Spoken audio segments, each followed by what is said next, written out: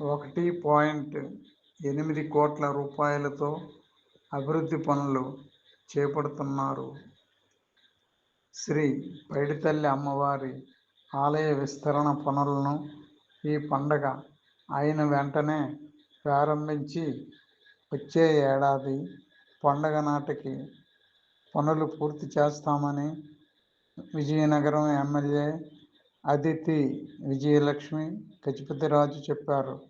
ఈ సందర్భంగా ఆమె మీడియాతో మాట్లాడుతూ సుమారు 1,80,00,000తో ఈ అభివృద్ధి పనులు నిర్వహిస్తున్నట్లు తెలిపారు. ఇప్పటికే ఈ పనులకు సంబంధించి టెండర్లు పిలవడం జరిగిందని, చండీ యాగం ముగిసిన వెంటనే పనులను ప్రారంభిస్తామని చెప్పారు. అమ్మవారి పండుగను ఈ ఏడాది అంగరంగ వైభవంగా నిర్వహించేందుకు ఏర్పాట్లు చేస్తున్నామని అన్నారు.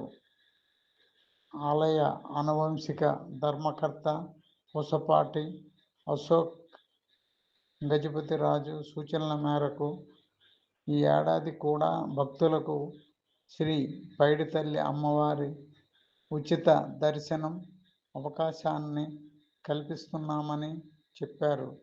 భక్తులు ఈ అవకాశాన్ని వినియోగించుకోవాలని ఎమ్మెల్యే గారు చెప్పారు.